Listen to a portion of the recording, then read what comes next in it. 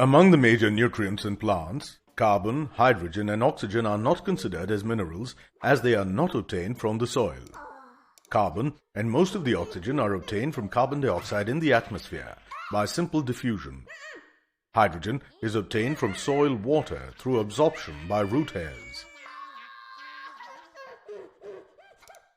Other nutrients such as nitrogen, phosphorus, sodium, magnesium, calcium, potassium, chlorine, and sulfur exist as ions and are absorbed principally from the soil. They are noted as mineral nutrients. The high absorbing areas in roots are the meristematic and elongation zones where the uptake of nutrients takes place. The soil nutrients move from the soil to the root surface and from there to the intercellular regions and cell wall. Then the nutrients cross the plasma membrane for cell-to-cell transport and reach the xylem. Translocation of nutrients occurs via the xylem and they are finally unloaded in leaves.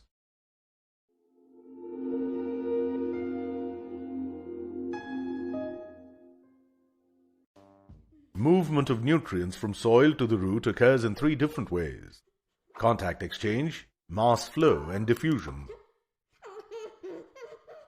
In soil, the negatively charged clay particles bind free cations such as potassium ions. These mineral nutrients come in physical contact with the root surface by the clay particles by a process called root interception. These potassium ions are exchanged for hydrogen ions obtained either directly from the plant or from the carbonic acid. The complete process of cation exchange in soil via root interception is called contact exchange. Mass flow is considered to be the most important mode of nutrient uptake. Nutrient ions such as chloride and sodium remain dissolved in solution and are absorbed by the roots along with the soil water.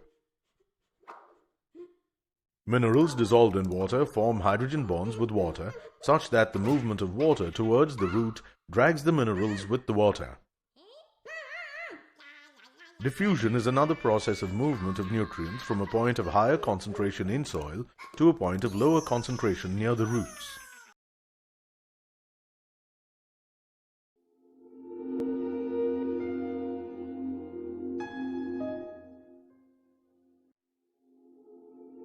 Once nutrients reach the roots, the ions move from the root surface to the intercellular spaces and cell walls. These spaces in cell walls and intercellular regions are free for the diffusion of ions and hence are called apparent free spaces. The next step in the uptake of nutrient ions is their movement across the plasma membrane, which takes place in two different ways: passive absorption and active absorption. In passive absorption, the mineral ions move along the gradient.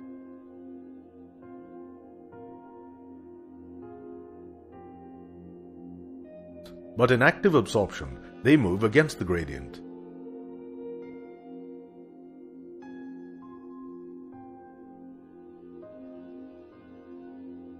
Passive absorption can occur via three processes: by diffusion, by carrier proteins, and through ion channels. In diffusion, nutrient ions move from areas of higher concentration to areas of lower concentration directly through the phospholipid bilayer of the plasma membrane. Carrier proteins present on the plasma membrane transport some of the mineral ions across the cell membrane. The ion channels or pore-forming proteins in the plasma membrane facilitate the absorption of some nutrient ions across the membrane. Active transport helps to take up mineral ions from areas of lower concentration to areas of higher concentration inside the roots, using ATP as the source of energy.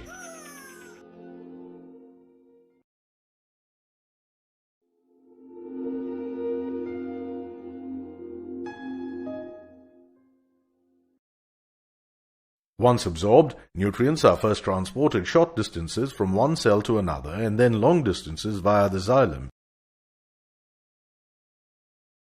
supplying nutrients all the way across the plant body.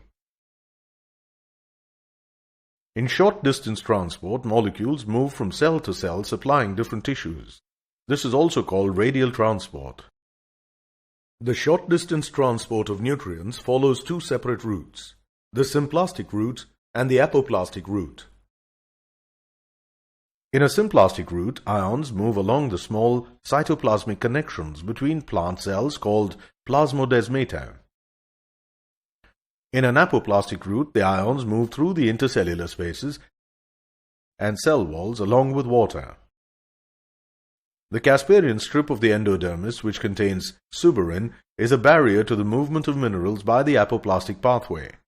Only the symplastic pathway transports all minerals through the plasma membrane of the endothermal cells before entering the stele.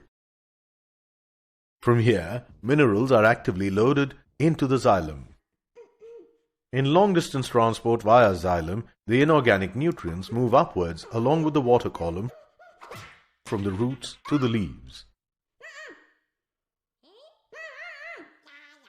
The chief sinks for these mineral nutrients are the growing regions of the plant, such as the apical and lateral meristems, young leaves, developing flowers, fruits, and seeds.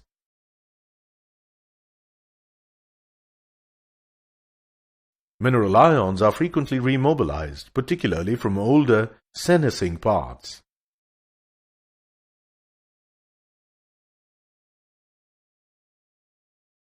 Older dying leaves export much of their mineral content to younger leaves. Elements most readily mobilized are phosphorus, sulfur, nitrogen, and potassium. Some elements, calcium for instance, which are structural components, are not remobilized.